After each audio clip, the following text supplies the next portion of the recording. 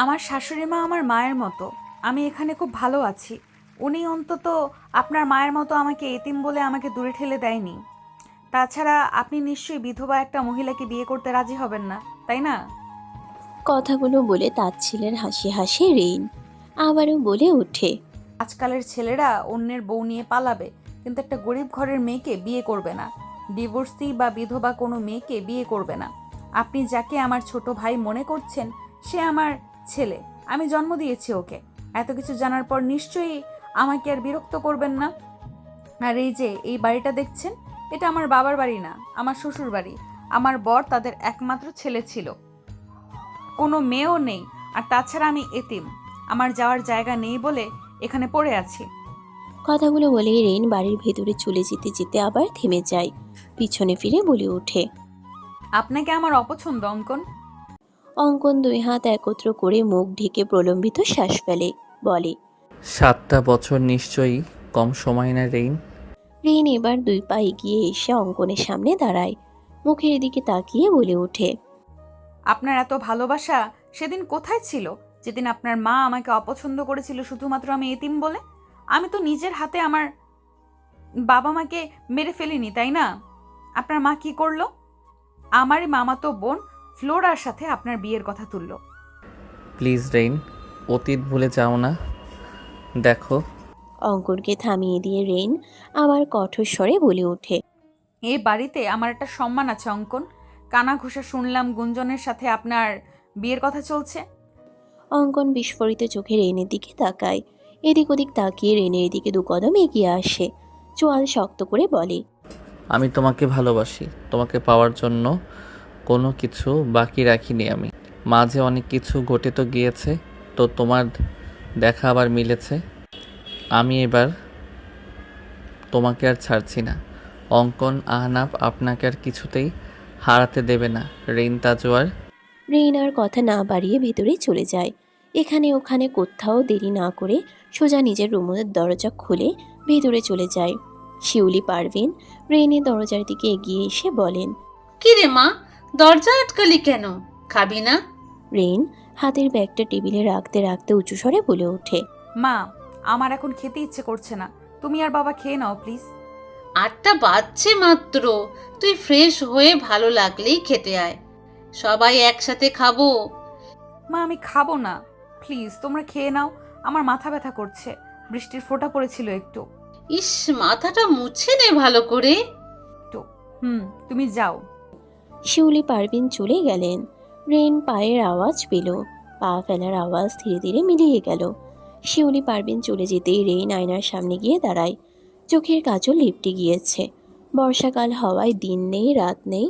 আগাম খবর না পাঠিয়ে বৃষ্টি ধরনের বুকে আছড়ে পড়ে। সে বৃষ্টি কয়েকটা বিন্দু রেইনের চুলে রয়ে গিয়েছে। নিজেকে ভালোভাবে দেখে নেয়। মুহূর্ত কয়েক সময় নিয়ে চোয়াল ভাঙতে শুরু করেছে। মুখে বয়সের ছাপ পড়তে শুরু করেছে। বয়স যতটা না হয়েছে তার চেয়ে বৃহৎ ছাপ ফেলেছে। পারিপার্শ্বিক অবস্থা যেন বয়সটা অনেক বাড়িয়ে দিয়েছে। কোমর ছাড়িয়ে যাওয়া বেনিটা সামনে নিয়ে রাবার ব্যান্ডটা খুলে বেনিটা আলগা করে শাড়ির আঁচলটা নামিয়ে নেয় কাঁধ থেকে। শাড়িটা চেঞ্জ করে টেবিল থেকে ডায়েরিটা নিয়ে জানালার পাশে বসে। তখনও বৃষ্টি হচ্ছে। এই কলোনির প্রায় সবগুলো বাড়ির আলো নিভিয়ে দেওয়া হয়েছে। শীতকাল আর এই বর্ষাকালে সবাই এরকমই তাড়াতাড়ি কাজ শেষ করে ঘুমোতে চলে যায়। খুব প্রয়োজন ছাড়া কেউ রাত জাগে না। এতগুলো স্বস্তিতে থাকা চোখগুলোর বিপরীতে একজোড়া চোখ জানালা দিয়ে বাহিরে তাকিয়ে আছে। অতীত বারবার সামনে আসতে চাইছে। বর্তমানকে ভুলিয়ে দিয়ে অতীত যেন আবার হৃদয়ের সবটা জুড়ে থাকতে চাইছে। বর্তমানকে হেঁটিয়ে মনের সবটুকু জায়গা দখল করে নিতে চাইছে। 8 বছর পূর্বে ফ্লোরা কলেজের ওয়াশরুমে আয়নার সামনে দাঁড়িয়ে দাঁড়িয়ে চুলের দুই বেনি খুলে চুল ছেড়ে চোখে গাঢ় করে কাজল টানছে। বাহিরে পায়চারি করছে রেইন। মাঝে মাঝে হুঙ্কার দিয়ে বলছে। কিরে, তোর হলো? আর কতক্ষণ লাগবে তোর? হাতের ঘড়িটা একবার দেখ। ওইদিকে লাস্ট পিরিয়ড শুরু হয়েছে, ম্যাম ক্লাসে চলে গেছে। এই সময়ে কি দারোয়ান আমাদের বের হতে দেবে? ফ্লোরা নিজেকে ফিটফাট করে ওয়াশরুম থেকে বেরিয়ে আসে। ওষ্ঠ প্রশস্ত করে বলে। কেমন লাগছে আমায়? স্বামীর পছন্দ করবে? রেইন ফ্লোরার হাতটা খপ করে ধরে ফেলে। বাহিরে নিয়ে এগুতে এগুতে বলে। বাল, তুমি রেডি হতে ঘন্টাখানেক সময় নিবা আর কনফিউজ থাকবা যে ওই বেটা পছন্দ করবে কি না। আগে বের হ, দেখ তোর দারোয়ান আব্বা বের হতে দেয় নাকি। আরে সামনের গেট দিয়ে যাব না তো কি মনে হয় এই দারোয়ান বেটা বের হতে দেবে? এটা এমন ভাবছে প্রিন্সিপালও নিজেই। চল পিছন সাইড দিয়ে যাব। দুজনে হাত ধরে এক দূরে কলেজের পিছনের রাস্তায় চলে আসে। কলেজ এরিয়া থেকে বেরিয়ে স্বস্তির নিঃশ্বাস ফেলে দুজন। রেইন হাঁপাতে হাঁপাতে বলে, সোজা লাইব্রেরিতে চলে যাব, বুঝলি? তুই লাইব্রেরিতে আর আমি বাসাতে। রাস্তায় কেউ তোদের দেখলে দেখবে না, টেনশন নট বেবি। বুঝে বলছিস? মামার পরিচিত কেউ দেখলে কিন্তু আছলা বাস খাবি ফ্লোরা। ধরা পড়লে বিয়ে দিয়ে দেবে। বিয়ে করে শ্বশুরবাড়ি যে ছাই তুলব, সেটা অন্তত ম্যাথের চেয়ে সহজ। সেটা অন্তত টাকলাচারের পড়ানো যোগগুলোর চেয়ে সহজ। দুজনে একটা রিক্সা নিয়ে সোজা লাইব্রেরির সামনে চলে যায়। লাইব্রেরিটা বছর খানেক ধরেই সচল হয়েছে। এখানে বই পড়ুয়ারা 10 টাকার বিনিময়ে টানা 3 সপ্তাহ বই পড়তে পারে। কলেজে ভর্তি হওয়ার পর থেকেই রেন এখানে থেকে বই নিয়ে পড়ছে। যদিও সে বই নিয়ে বাড়ি গিয়েই পড়ে, কিন্তু আজ ক্লাস ফাঁকি দিয়ে ফ্লোরার জন্য বেরিয়ে আসতে হয়েছে। কলেজের পুরো সময় এই লাইব্রেরিতেই কাটাতে হবে। লাইব্রেরির সামনে মিনিট 10 অপেক্ষার পর সামনে একজন বাইক নিয়ে এসে দাঁড়ায়। হেলমেট খুলতেই ফ্লোরা মুখ গোমরা করে বলে, এতক্ষণ লাগলো আপনার আসতে? সামি রেনের সাথে সৌজন্যমূলক কয়েকটা কথা বলে এখানকার পাট চুকিয়ে ফ্লোরাকে বলে। আপনি বাইকে উঠে বসুন, আমি সব বলছি। রেন তাড়াতাড়ি ফিরে আসতে বলে লাইব্রেরির ভেতরে ঢুকে যায়। যিনি সামনেই বসেন তিনি চশমা নামিয়ে রেনকে এই সময়ে ঢুকতে দেখে আবার বইয়ে মন দেয়। এই কয়েকদিনে রেইন ওনার অনেকটা পরিচিত হয়ে গিয়েছে, তাই আর প্রবেশাধিকারের কার্ড দেখিয়ে ঢুকতে হয় না তাকে। রেইন আগে থেকেই ঠিক করে এসেছিল আসি হুমায়ুন আহমেদের কৃষ্ণপক্ষ বইটা এখানে বসেই শেষ করে বাড়ি ফিরবে। পরশু সে বইটা যেখানে দেখে গিয়েছিল সেখানে বইটা খুঁজে পায় না সে। দুইটা বুক শেলফের এই পাশ থেকে ওপাশ সবটা খুঁজেও বইয়ের দেখা না মিললে সামনে বসা লোকের কাছে গিয়ে বলে ওঠে, অঙ্কন, কৃষ্ণপক্ষ বইটা পাচ্ছি না, দেখুন তো কেউ নিয়েছে কিনা। লোকটা রেজিস্টার খাতা চেক করে জানায় কেউ নিয়ে যায়নি। এখানে যারা আছে তাদের মধ্যেই কেউ নিয়েছে। রেন বই পড়ার সেকশনে চলে যায়। এ পাশে গুটি কয়েকজন বই পড়ছে। 4 জনের সামনেরটা চেক করে বইটার হদিস পায় না সে। এক কোণায় একটা চেয়ারই বাকি আছে, ওখানে গায়ে শাল জড়ানো একজন বই পড়ায় ব্যস্ত। সামনে কয়েকটা বই ছড়ানো ছিটানো। রেন ধীর পায়ে সেদিকে এগিয়ে যায়, সামনে গিয়ে দাঁড়ায়। কাঙ্ক্ষিত বইটা সামনেই পড়ে আছে। রেন সামনে দাঁড়ানো, তবুও বসে থাকা লোকটা না তাকালে সে গলা খাকারি দিতেই চোখ তুলে তাকায় লোকটা। ভরাট পুরুষালী গলায় বলে ওঠে, কি চাই? আপনাকে। সামনে বসা পুরুষটি থতমত খেয়ে যায়। এদিক ওদিক তাকিয়ে ভ্রু শটান বিস্তৃত করে বলে ওঠে, আমাকে দিয়ে কি করবেন? আমাকে কেন চাইছেন? আপনাকে সামনের ভাঙারির দোকানে বেচে দেব। হুম। এই সময়ে শাল গায়ে জড়িয়ে আছেন কোন খুশিতে? শাল জড়িয়ে যে আপনাকে মুরব্বি লাগছে বুঝতে পারছেন? মেডিকেল লাইফই শেষ হলো না, এখনই মুরব্বি লাগছে? আয়না দেখেন না বাড়িতে? নাম কি আপনার? অঙ্কন আহনাফ। আপনি কোত্থেকে টপকালেন? এই তো কলেজ থেকেই টপকেছি। আপাতত একটা সাহায্য লাগবে। হুম, বলুন। শর্ট টেবিল থেকে কৃষ্ণপক্ষ বইটা তুলে নিয়ে বলে, আপনার পরিবর্তে মুহিবকে পেলেই হবে। অঙ্কন ভ্রু কুচকে তাকাতেই রেইন আবার বলে ওঠে, সরি, বেশি মজা করে ফেলেছি হয়তো। আসলে এই বইটা পড়ব বলে মনস্থির করে এসেছিলাম, অন্য বইয়ে মন বসছে না। বইটা কি আমি নিতে পারি? হ্যাঁ নিন, আমাকে একটু পড়তে দিন। এখন আমি গুরুত্বপূর্ণ টপিক পড়ছিলাম। কথাটায় অপমান বোধ হলো রেইনের। বইটা নিয়ে একটু দূরে সামনের দিকের সিটে গিয়ে বসলো। বই পড়ার ফাঁকে ফাঁকে রেইন অঙ্কনকে দেখছে। অঙ্কন বাধ্য ছেলের মতো পড়েই যাচ্ছে। প্রায় 1.5 ঘন্টা পর ফ্লোরা এসে লাইব্রেরিতে প্রবেশ করে। ফ্লোরাকে দেখে তপ্ত নিঃশ্বাস ফেলে রেইন। চোয়াল শক্ত করে বলে, এতক্ষণে আসার সময় হলো? চল বাড়ি ফিরি, কলেজ ছুটি হওয়ার সময় হয়েছে। তারা বইটা দিয়ে আসি। রেইন বইটা নিতে সোজা অঙ্কনের সামনে গিয়ে দাঁড়ায়। গলা খাকারি দিয়ে উপস্থিতি বুঝালে অঙ্কন জিজ্ঞাসু চোখে তাকায়। রেন বইটা এগিয়ে দিয়ে বলে। আপনার বই।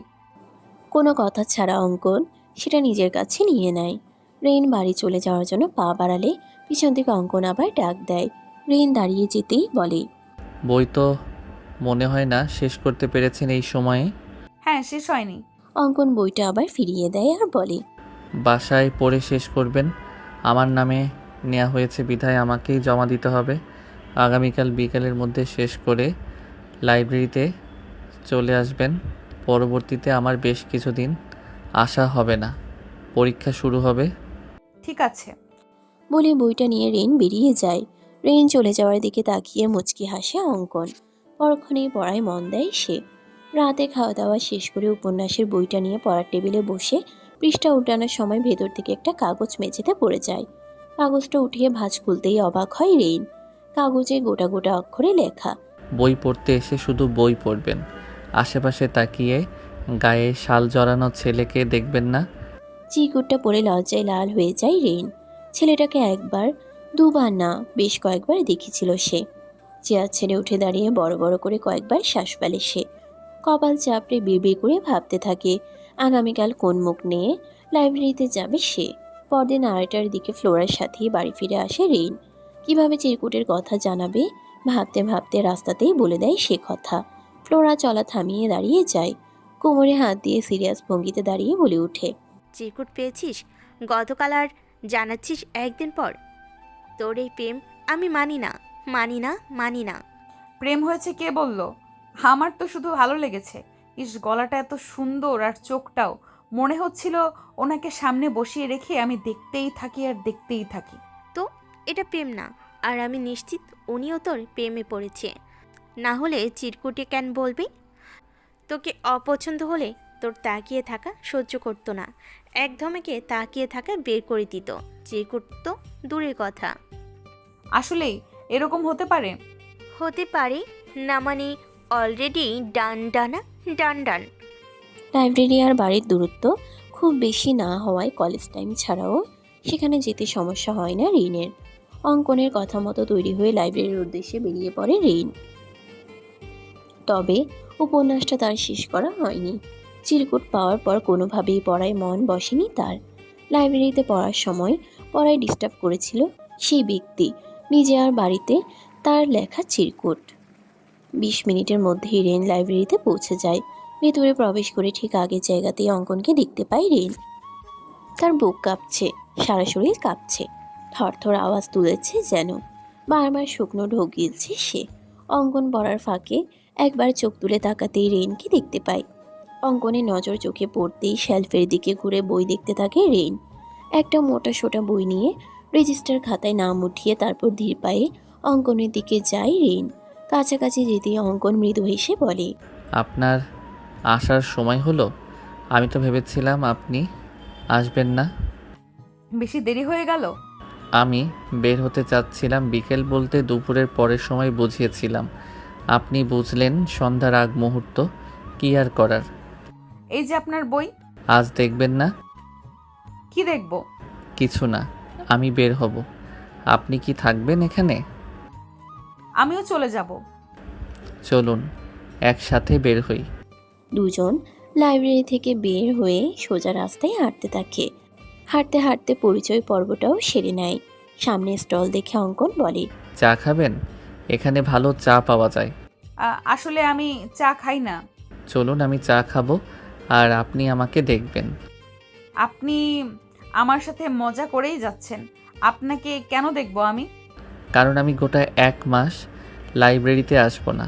একটা মাস আমাকে দেখতে পারবেন না। প্রয়োজন নেই। আপনি গিয়ে চা খান, আমি বাসায় যাব। এখনই প্রেমিকার মতো রেগে যাচ্ছেন কেন? কি? কিছু না। আচ্ছা বাসায় যান। সামনে মাসে 7 তারিখে বিকেল 5টায় লাইব্রেরিতে আসবো। আপনি কখন আসবেন নাকি আসবেন না সেটা আমাকে কেন বলছেন? প্রয়োজন মনে হলো যে। আচ্ছা আপনি বাসায় চলে যান, আমিও বরং বাসায় যাই। পড়তে হবে। বইটা হয়তো আপনার পড়া হয়নি, আপনি নিয়ে যেতে পারেন। আমি আপনার নামে এন্ট্রি করিয়েছি। যেদিন ইচ্ছে জমা দিয়ে দিলেই হবে। রেন কিছু বলে না, চুপচাপ অঙ্কনের দিকে তাকিয়ে থাকে। ছেলেটা তাকে বারবার অবাক করে দিচ্ছে। কিছুক্ষণ পর পর মুখে সেই স্নিগ্ধ হাসিটা কিছু একটা ভাবাচ্ছে তাকে। 27 দিন যেন 27 যুগের মতো কেটেছে রেইনের। প্রেম এত সহজভাবে জীবনে আসে সেটা বুঝে উঠতে পারেনি সে। রেইনের নিজেরও পরীক্ষা শুরু আগামীকাল থেকে, অথচ আজকের দিনে লাইব্রেরিতে যাওয়া থেকে নিজেকে কোনোভাবেই আটকাতে পারছে না সে। তৃষ্ণার্ত পাখির মতো ছটফট করছে অঙ্কনকে দেখার জন্য।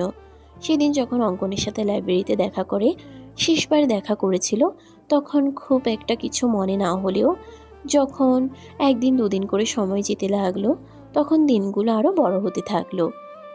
সময় তার গতি কমিয়ে দিল। পরীক্ষার কথা অ্যানাউন্স হলেও পড়ায় কিছুতেই মন দিতে পারেনি। এদিকে মামি বারবার চেঁচিয়েছে পরীক্ষায় ভালো রেজাল্ট না করলে বিয়ে দিয়ে দেবে। সবকিছু মিলিয়ে দিনগুলো কেটে গিয়েছে। বইয়ের শেষ পৃষ্ঠায় কত ছেলেই তো নম্বর লিখে দেয়, কিন্তু অঙ্কন কেন লিখে দেয়নি ভেবে রেইনের চোখে মুখে সবসময় একরাশ বিরক্তি দেখা দিয়েছে। নম্বরটা দিলে অন্তত স্বরটা শুনতে পেত সে, সেটাও সম্ভব হয়ে ওঠেনি। দিনের পর দিন কেটেছে আর সময়টা রেইনকে বুঝিয়ে দিয়েছে অপেক্ষা বড্ড পীড়া দেয়। পরিচিত থেকে মানুষটাকে প্রিয়তা বানিয়ে দেয়, সাথে এক পলক দেখার তৃষ্ণাও বাড়িয়ে দেয়। রেইন আলমারি থেকে একটা ড্রেস বের করে পরবে, তখনই ফ্লোরা এসে রেইনকে থামিয়ে দেয়। আলমারি থেকে নরম সুতি কাপড়ের সাদা রঙের শাড়িটা বের করে দিয়ে বলে, এটা পরবি, জামা রাখ, আর শাড়ি পরে বের হব দুজন। মামি জিজ্ঞেস করলে? আমি আর তুই কি এই প্রথম শাড়ি পরে বের হচ্ছি? তুই পর তো, আমি সব দেখে নিব। আর শোন, এই যে মরার মতো দিনগুলো কাটালি, এগুলো কোনোভাবেই প্রকাশ করবি না আগে, দেখবি ওই ডাক্তারের কি অবস্থা। রেইন হ্যাঁ সূচক মাথা নাড়ে আর মনে মনে ভাবে কোনো কিছু প্রকাশ না করা কি আদৌ সম্ভব। ফ্লোরা তার অভ্যাস মতো রেইনকে লাইব্রেরির সামনে নামিয়ে দিয়ে সামিরের সাথে বের হয়। রেইন একা একা লাইব্রেরির সামনে দাঁড়িয়ে আছে। লাইব্রেরিতে শাড়ি পরে কোনোদিন আসতে হবে এমন কল্পনা তার ছিল না। কি হবে আজ, কি না হবে ইত্যাদি ভাবতে ভাবতে গেট দিয়ে ভেতরে প্রবেশ করতেই পিছন থেকে সেই পরিচিত গলায় ডাক শুনতে পায়। রেইন, শুনছেন? নিজের নাম শুনে দাঁড়িয়ে যায় রেইন। পিছনে ফিরে তাকায়। অঙ্গনকে দেখে চোখ দুটো স্থির হয়ে যায়। আশেপাশের কোনো কিছুই যেন আর দেখছে না সে। অঙ্কন সোজা এসে রেইনকে জড়িয়ে ধরে। নিজের সাথে এমন কিছু ঘটে যাবে সেটা কল্পনাও করেনি রেইন। চোখ বন্ধ করে রোবটের মতো দাঁড়িয়ে যায় সে। সম্পূর্ণ ঘটনা বুঝতে বেশ কিছুটা সময় লাগে। রেইন যখন চোখ খুলে তাকায়, তখন দেখতে পায় চারপাশের মানুষ তাদের দিকেই তাকিয়ে আছে। দ্রুত অঙ্কনের থেকে নিজেকে ছাড়িয়ে নিয়ে বলে ওঠে, কি করছেন আপনি? চারদিকে মানুষ দেখছে তো। অঙ্কন এদিক ওদিক দেখে আবার রেইনের দিকে তাকায়, নিঃসংকোচে বলে ওঠে, আমি নির্লজ্জ, অশ্লীল আর অসভ্য প্রেমিক হতে চাই রেইন। সোজা হয়ে দাঁড়ায় অঙ্কন। রেইনের হাত ধরে টেনে সোজা বাহিরে চলে আসে। বাহিরে আসতেই হাত ছাড়িয়ে নেয় রেইন। রেইন মেকি রাগ দেখিয়ে বলে, কি করলেন এটা আপনি? মিস করেননি আমাকে? না। শাড়ি পরে এসেছেন কেন? আমার জন্য? আপনার জন্য কেন পরবো? লাইব্রেরিতে কে শাড়ি পরে আসে? রেইন মাথা নামিয়ে নেয়। অঙ্কন কিছুটা কাছে এসে মৃদু গলায় বলে, পরীক্ষার জন্য নিজেকে কন্ট্রোল করে রাখতে হয়েছে আমায়। আপনার ব্যাপারটা আমি জানি না, তবে আমি সত্যি আপনাকে ভালোবাসি। আমার অনুভূতিটা ভিন্ন। অন্যরা হয়তো একসাথে চলতে চলতে ভালোবেসে ফেলে, সেক্ষেত্রে আমি আপনাকে বারবার দেখার তৃষ্ণায় ভালোবেসেছি। একটাবার কথা বলার জন্য ছটফট করেছি। নিজের এই অনুভূতি কতটুকু স্ট্রং সেটা বুঝতে আমি এতগুলো দিন যোগাযোগ করিনি। আমি নিশ্চিত হতে চেয়েছি আপনার ব্যাপারে। কি নিশ্চিত হলেন? আপনাকে ভালোবাসি ম্যাডাম। হ্যাঁ। হ্যাঁ। চলুন তাহলে আজ চা খাওয়া যাক। সেদিনের চাটা তোলা ছিল। চা না হয় খাওয়া হবে, কিন্তু প্রেমটা কবে হবে আমাদের? আমরা প্রেম করব না? আমাদের প্রেমটা না হয় না হলো, বন্ধুত্ব হোক আপাতত, আর সেটা চা দিয়ে শুরু করা যাক। চলুন। আমার জীবনে নারী বন্ধুর প্রয়োজন নেই। আমি প্রেমিকাকে নিয়ে চা খেতে যাব। প্রেমিকা গেলে চা খাওয়া হবে, প্রেমিকা না গেলে চা খাওয়া হবে না। তবুও নারী বন্ধুর প্রয়োজন নেই। চলুন চলুন, চা খেতে খেতে আপনার প্রেমিকার সাথে পরিচয় করিয়ে দেই। চলুন তবে, আমাদের পথ আজ থেকে এক হোক, আমাদের পথ চলা শুরু হোক। দরজার ওপাশে শিউলি বেগমের গলা শুনে বাস্তবে ফিরে আসে রেইন। দরজার দিকে এগিয়ে গিয়ে দরজাটা খুলে দেয় সে। ও পাশে শিউলি বেগম দাঁড়িয়ে আছেন। রেইনকে দেখে বলে ওঠেন, বাবু আমার ঘরেই ঘুমিয়ে গিয়েছে, তুমি বললে তোমার ভালো লাগছে না, তাই আর ওকে এদিকে আসতে দেইনি। ওকে খাইয়ে ঘুম পাড়িয়ে দিয়েছি, ওর দাদুর সাথেই শুয়ে আছে। তুমি চলো, খেতে হবে তো, খেয়ে মাথা ব্যথার ওষুধটা খেয়ে শুয়ে পড়ো। রেইন জানে হাজারবার খাবে না বললেও শিউলি বেগম খাবার টেবিলে ঠিকই নিয়ে যাবে। প্রয়োজনে নিজের হাতে তাকে খাইয়ে দেবে, তবুও না খাইয়ে শুতে দেবে না। তাই কথা না বাড়িয়ে খেতে চলে যায় সে। শিউলি বেগম নিজেও বসেছেন খেতে। রেইনের প্লেটে এক মুঠো পরিমাণ ভাত দিতেই রেইন প্লেটটা নিজের দিকে এগিয়ে নিয়ে বলে, আম্মা আর না, খেতে ইচ্ছে করছে না। খেতে পারবে না মানে? জোয়ান মেয়ে মানুষ তুমি, এই কয়েকটা ভাত খেলে চলবে? আমার রাতে আমার খেতে ইচ্ছে করে না, না খেলে শুতে দেবে না, তাই খেতে আসলাম। ও হ্যাঁ, বাবা খেয়েছে? বাবা এলো না তো? খেয়েছে তোর বাবা, নে তুই এবার খেয়ে নে মা। বাজার কত দূর? এই সপ্তাহেই করতে হবে। আম্মা একটা কথা ছিল। হ্যাঁ বল না। ডাক্তারকে কাল বলে দাও উনি যেন অন্য কোথাও বাসা দেখে। কেন? ভালোই তো আছে ছেলেটা। গুঞ্জন মনে হয় ওনাকে পছন্দ করে। যখন তখন এ বাড়িতে আসে, ছাদে যায়, বিষয়টা দৃষ্টিকটু দেখায়। শিউলি বেগম ভাতের লোকমাটা মুখের সামনে এনেই থামিয়ে দেয়। ব্রুকুচকে বলে ওঠে, গুঞ্জন পছন্দ করে তোমাকে কে বলল? সেদিন গুঞ্জন আমার সাথেই ওনার চেম্বারে গিয়েছিল। ওনাকে অসুস্থতার কথা জানাতেই উনি জানতে চাইলেন কি কি লক্ষণ দেখা দিয়েছে, মানে কেমন লাগে। গুঞ্জন যা যা বলল সব স্বাভাবিক। তখন উনি তো সেটা বলতে পারবে না, তাই শরীরে যত্ন নিতে বলল, ঠিকমতো খেতে বলল। তারপর থেকে আমাদের বাসায় বারবার আসা, বাবুকে নিয়ে ছাদে যাওয়া, সব সামলিয়ে আমার সন্দেহ হয়। এই তো পরশু শুনলাম কাকা কাকি ডাক্তারের সাথে গুঞ্জনের বিয়ের কথা ভাবছে। শিউলি বেগম এবং রেনের কথা চলতে থাকে। শিউলি বেগমও রেনের কথায় অমত করেন না। রেনকে এই দায়িত্ব দেন অঙ্গনকে বিষয়টা জানিয়ে দিতে। খাওয়া দাওয়া শেষ করে রেন শাশুড়ির ঘরে গিয়ে ছেলেকে নিয়ে নিজের ঘরে চলে যায়। ছেলেকে বুকে জড়িয়ে তাড়াতাড়ি ঘুমিয়ে পড়ে। সকালে উঠতে হবে ভেবে শিউলি বেগমও বাড়ির সবগুলো লাইট অফ করে ঘুমোতে চলে যান। গোটা 2 দিন ব্যস্ততায় কেটে যায় রেনের। সকাল সকাল অফিসে চলে যাওয়া এবং সন্ধ্যার পর বাসায় ফিরে আসা দৈনন্দিন রুটিন রেইনের। পরিবারের জন্য তাকে অনেক খাটতে হয়। পুরো পরিবারটার দায়িত্ব তার উপরে। শুক্রবার দিন, সাপ্তাহিক ছুটির দিন হওয়ায় রেইন আজ সকাল সকাল বাজারে চলে যায় বাজার করতে। বাজার শেষ করে বাড়ি ফেরার পথে গেটে অঙ্কনের সাথে দেখা হয়ে যায়। দুজন দুজনকে দেখে দাঁড়িয়ে যায়। অঙ্কন কিছু বলার আগেই রেইন বলে ওঠে, আপনার সাথে কথা ছিল, সময় হবে? বলো, শুনছি। বল না, বলুন। তুমি করে না আপনি করেই বলুন। এরকম করে বলার তো কথা ছিল না রেইন। অনেক কিছু হওয়ারই কথা ছিল না। যাই হোক, আসল কথা শুনুন। জি বলুন। আপনি নতুন বাসা দেখুন। কেন? এটাই তো আমার কোনো সমস্যা নেই। আপনি যে আমাকে দেখে এই বাড়িতে এসেছিলেন সেটা আমি বুঝি। আপনার মতো টাকাওয়ালা ডাক্তার এইরকম বাসায় থাকবে সেটা অস্বাভাবিক। আমি এখানেই ভালো আছি। বাড়িওয়ালা হিসেবে বলা হচ্ছে আপনাকে, আপনি এই মাসটা এখানে থাকুন, সামনের মাসের জন্য নতুন বাসা দেখুন। কি সমস্যা আমার মাঝে? কোনো সমস্যা নেই। তাহলে কিছু কিছু বিষয় দেখতে ভালো লাগে না, তাই আপনার এখানে থাকা হবে না। তাছাড়া গুঞ্জনের বাবা মা আপনাদের বিয়ের কথা বলছে, পাশাপাশি বাড়ির হলে মানুষ খারাপ ভাববে আপনাকে। আমাকে মানুষ খারাপ ভাবলে আপনার কি? আপনার শ্বশুরের নামে দুর্নাম হবে। আমি আপনার শ্বশুরের সাথেই কথা বলবো। বাড়ির সবকিছু আমার কথাতেই হয়, বাবা অমত করবেন না। গুঞ্জনের গলা ভেসে আসতেই রেইন আর অঙ্কন দুজনে একসাথে গুঞ্জনের দিকে তাকায়। গুঞ্জন এগিয়ে এসে দুজনের সাথে দাঁড়ায়।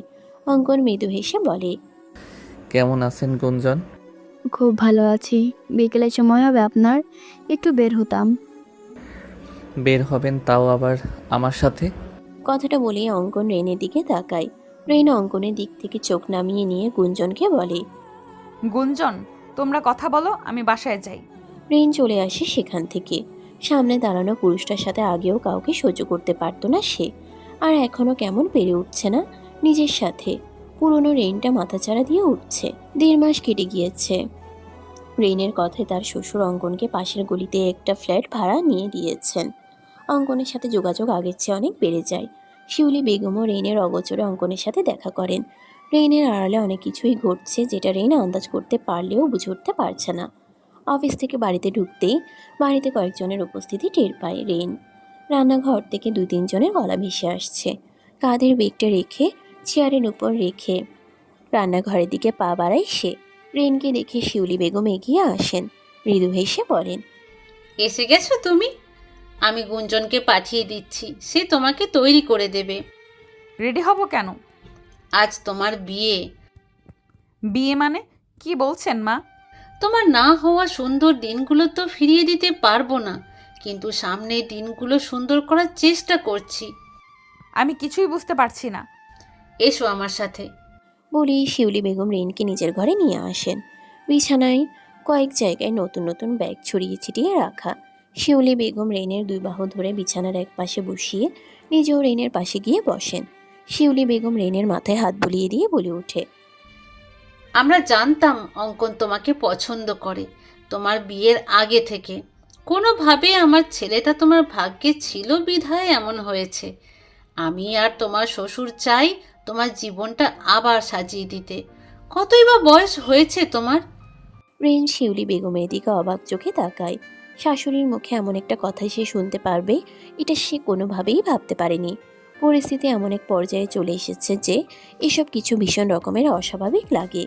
রেইন কিছু বলবে তার আগেই শিউলি বেগম বলে ওঠে, অঙ্কনের মা মারা গিয়েছেন। উনি তোমার কাছে খুব করে ক্ষমা চাইতে চেয়েছিলেন, কিন্তু পেরে ওঠেননি। মৃত মানুষের উপর ক্ষোভ রাখতে হয় না। অঙ্কন তোমার খোঁজ নিয়ে রেখেছিল আগে থেকেই। তোমার সংসার আছে জেনে এতগুলো বছর তোমার সামনে আসেনি। আমি তোমার শাশুড়ি বলছি, তুমি তোমার নতুন জীবন শুরু করো। তোমার ছেলের চিন্তা তোমাকে করতে হবে না। তোমরা চাইলে এই বাড়িতেই থাকতে পারো বা আশেপাশে কোনো বাসা ভাড়া নিতে পারো। মা, কাজগুলো ঠিক হচ্ছে না। বাবু এখন বড় হচ্ছে, ওর সব সময় আমাকে প্রয়োজন। আপনাদের সাথে এইভাবে তো খারাপ নেই আমি, তবুও কেন এমন চিন্তা ভাবনা? তাছাড়া গুঞ্জন তো অঙ্কনকে পছন্দ করেছিল। গুঞ্জন অঙ্কনকে বন্ধু হিসেবে পছন্দ করে। বন্ধু?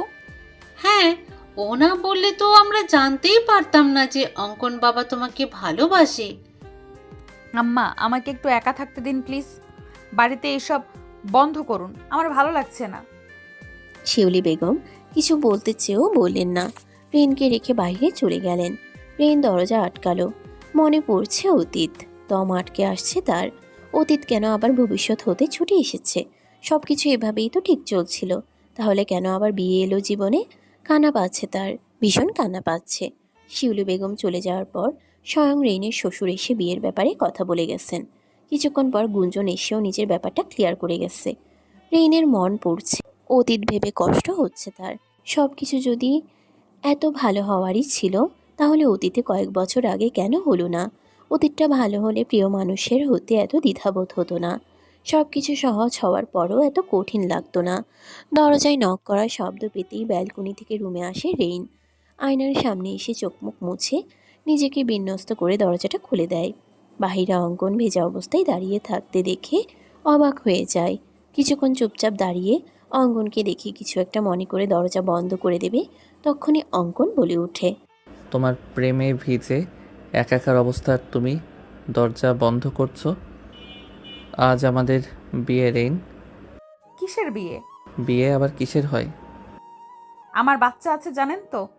তোমার এমন কোনো কথা নেই যেটা আমি জানি না। নিন, মাথা মুছে নিন। ভেতরে আসার অনুমতি দেবে না? অনেক কথা বলার আছে রেইন। আর কি বলবেন আপনি? জীবন যখন সুন্দর হওয়ার কথা ছিল তখন তো হয়নি। প্রেমেও পড়লাম কত সহজে, আর বিচ্ছেদ হলো কত সহজে। জীবনটা শেষ হয়ে গেছে আমার। আমার আর কোনো ভালো লাগা বা শখ আহ্লাদ নেই। আমার সব কিছু আমার ছেলেকে নিয়ে।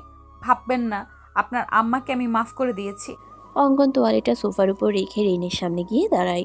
রেইন অঙ্কনের দিকে তাকালে অঙ্কনও রেইনের চোখে চোখ রাখে।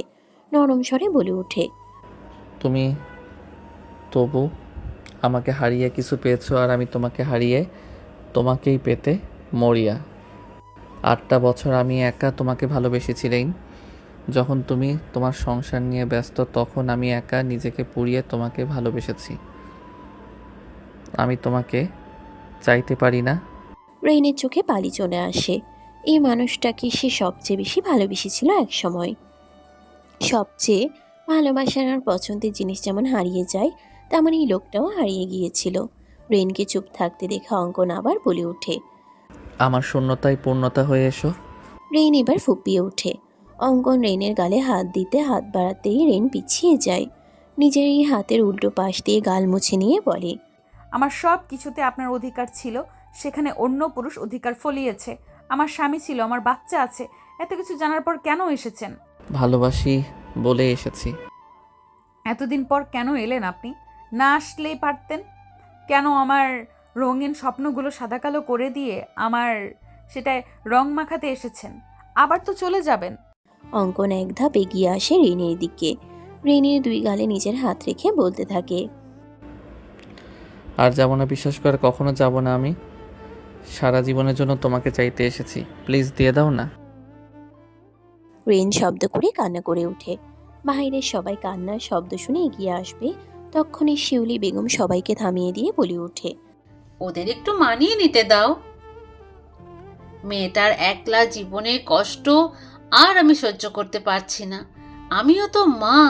একটা ছেলে যেহেতু এতগুলো বছর অপেক্ষা করেছে, তার ভালোবাসা নিশ্চয়ই খাঁটি। একবার জড়িয়ে ধরি, কতগুলো বছর তোমাকে বুকে নিই না। রেইন এবার অঙ্কনের বুকে ঝাঁপিয়ে পড়ে। কান্না বাড়তে থাকে তার। অঙ্কন রেইনের মাথায় হাত বুলিয়ে দিচ্ছে আর কান্না থামাতে বলছে। রেইন কান্না করতে করতেই বলে ওঠে, আমার কান্না থামছে না, আমি কি করব?